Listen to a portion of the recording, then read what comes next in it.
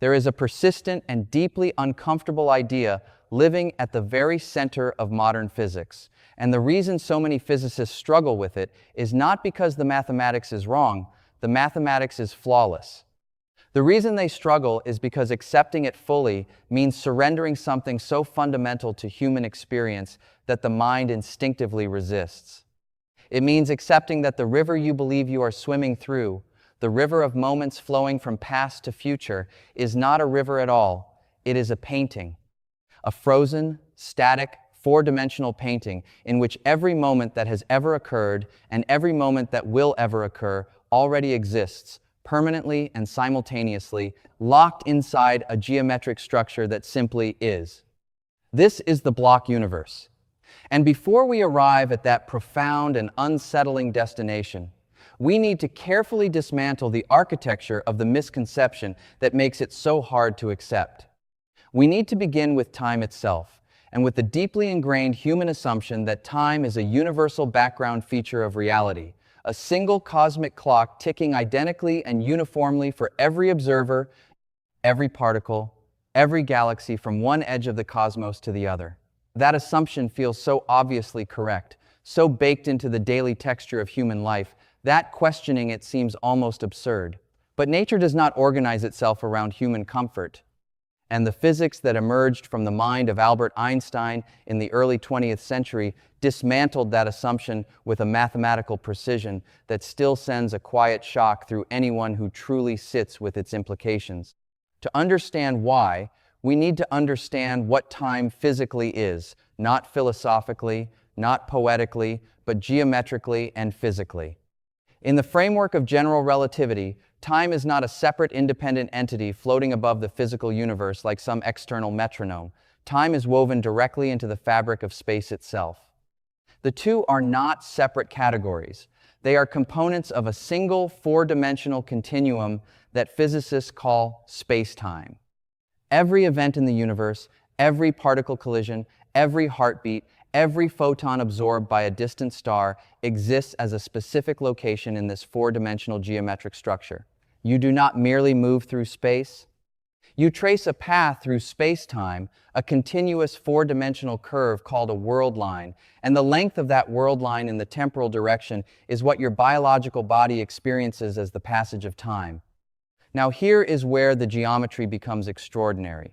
That fabric of space-time is not rigid, it is not flat. It bends, warps, and curves in response to the presence of mass and energy. This is the central revelation of general relativity. A massive object like a star or a planet or a black hole does not simply sit passively in space. It physically deforms the geometric structure of space-time around it, pulling the fabric inward and downward the way a heavy steel ball distorts the surface of a stretched rubber sheet. Every dimension of space-time is affected by this curvature, and that includes the temporal dimension. Time itself is physically bent by the presence of mass. Consider the analogy of a vast and smoothly flowing river. You drift along its surface and you naturally assume that the entire river moves at one single uniform speed. The water beneath you, the water far ahead, the water near the distant bank, all of it appears to flow with the same steady mathematical rhythm, but then you look more carefully. Near the massive, heavy boulders resting on the riverbed, the water does something strange. It slows. It catches itself in deep, twisting currents. The geometry of the riverbed, distorted by those dense, heavy masses, physically alters the speed at which the water moves past any given point. The river is not uniform after all. Its flow is local. It depends on where you are relative to those massive, distorting objects beneath the surface. The universe operates in this precise, identical manner. Time is the flowing river, massive objects are the boulders, and the distortion they impose on the geometric fabric of space-time creates a phenomenon that is not a theoretical curiosity or a minor technical correction. It is a measurable, verified, physically real effect called gravitational time dilation. The deeper you are inside a gravitational well, the closer you are to a massive object whose curvature reaches down and grips the local geometry of space-time, the slower time physically flows for you relative to an observer positioned far away in the relatively flat space-time of open space. This is not an illusion created by signal delays or measurement errors. The clocks themselves, your biological clock, the atomic vibrations within every cell of your body, the electromagnetic oscillations of cesium atoms in the most precise timekeeping instruments ever constructed, all of these physical processes genuinely and measurably tick slower when they are deep inside a gravitational well. Time is not merely perceived differently, it physically runs at a different rate. An atomic clock placed at sea level and an identical atomic clock placed at the top of a tall mountain will, after a period of separation, display a measurable difference in elapsed time when brought back together. The clock at higher altitude, sitting in slightly weaker gravity, slightly farther from the center of Earth's mass, will have ticked faster. The discrepancy is real, and it accumulates.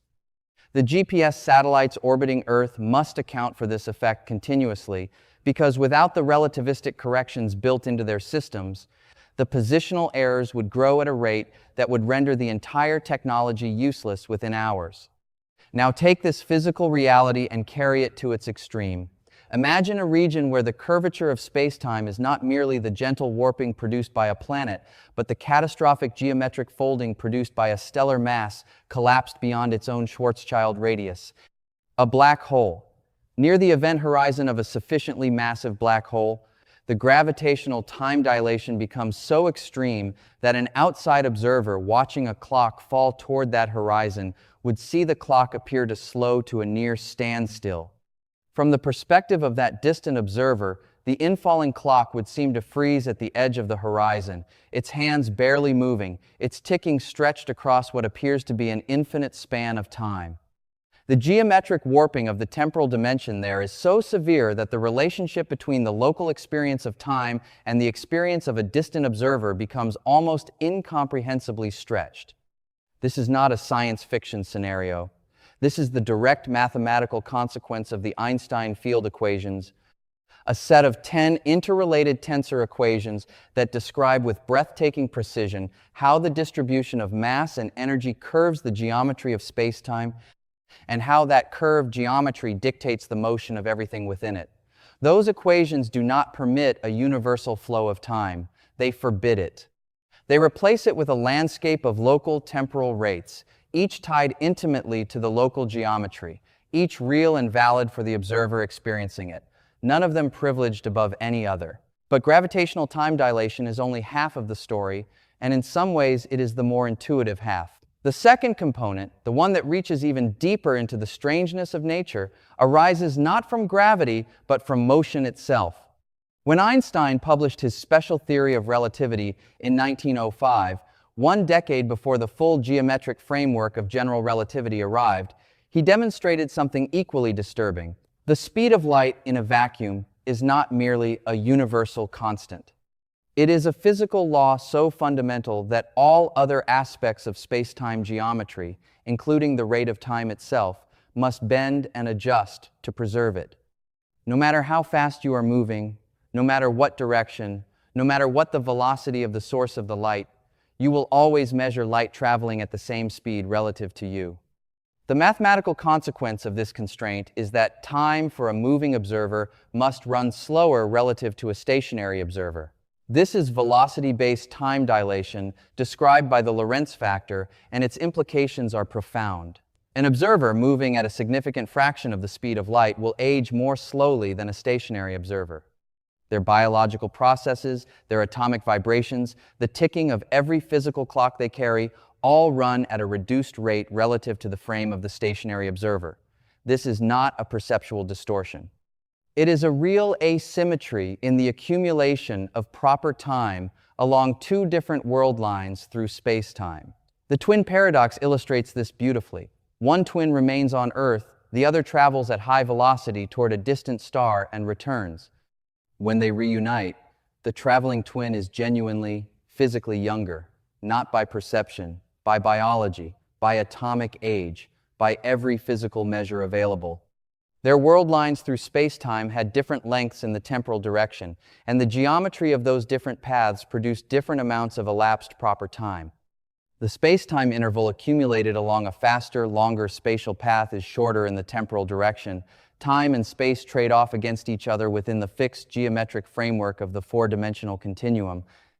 These two effects together, gravitational time dilation from mass-induced curvature and velocity-based time dilation from motion through the flat spacetime of special relativity, converge on a single, overwhelming physical conclusion.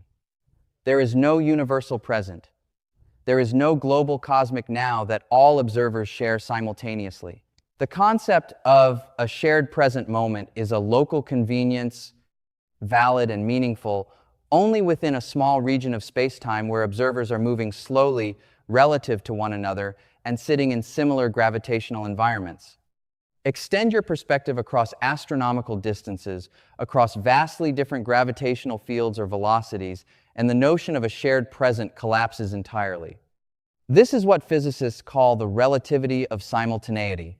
Two events that appear to occur at the same time for one observer will appear to occur at different times for an observer moving relative to the first. This is not a matter of which observer is correct.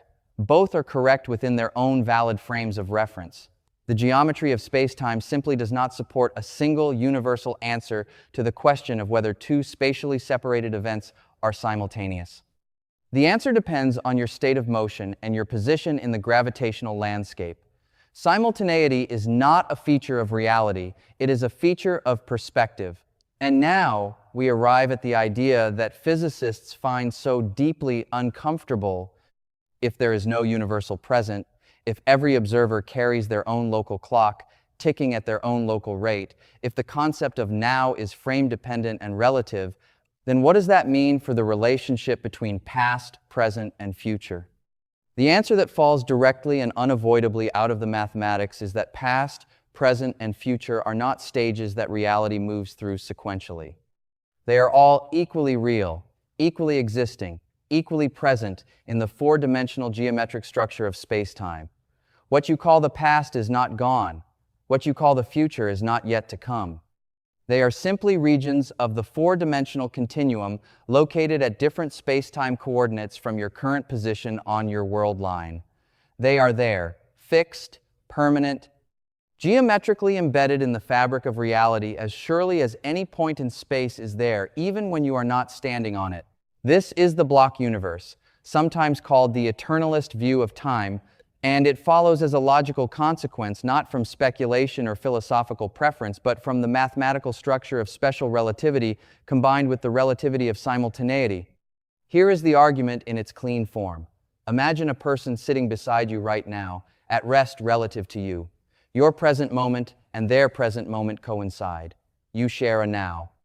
But imagine a second observer, far across the galaxy, moving relative to you at a significant velocity. Due to the relativity of simultaneity, their slice of space-time that they call now is tilted relative to yours. Their present moment, extended across the vast distances of the cosmos, cuts through space-time at a different angle, and that tilted slice intersects events that you would place firmly in your past or firmly in your future. If that distant observer is moving away from you, there now includes events that, from your perspective, have not yet happened. If they are moving toward you, there now includes events that, from your perspective, have already occurred. Neither of you is wrong. Both of you are describing a valid slice of the same four-dimensional geometric structure. But here is the implication that truly unsettles the intuition. If we take seriously the physical reality of each observer's present, if we grant that the events sitting on that distant moving observer's now are genuinely real, genuinely existing, then events in what you call your future are already real. They are already there, embedded in the geometry of space-time, waiting not to happen but simply to be encountered as you move along your world line. The block universe does not merely suggest that the future is determined. It suggests something more radical and more geometrically precise. It suggests that the future is not a territory you are about to enter. It is a region of space-time that already exists with the same ontological status as the chair you are sitting in right now. The distinction between past, present, and future is not a feature of reality.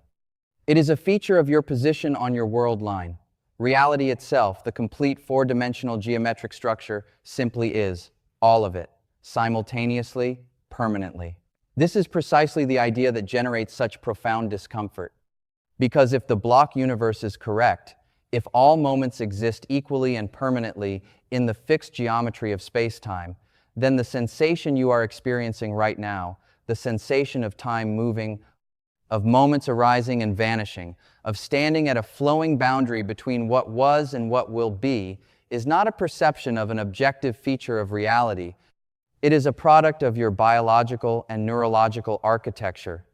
Consciousness, embedded in a particular world line, processing information in a particular direction along that world line, constructs the illusion of temporal flow, the way a motion picture projector constructs the illusion of movement from a sequence of static frames. The frames themselves do not move. The projection creates the appearance of motion. The four-dimensional structure of space-time does not flow. Consciousness moving along a world line creates the appearance of flow. The physics does not tell us why consciousness experiences time this way.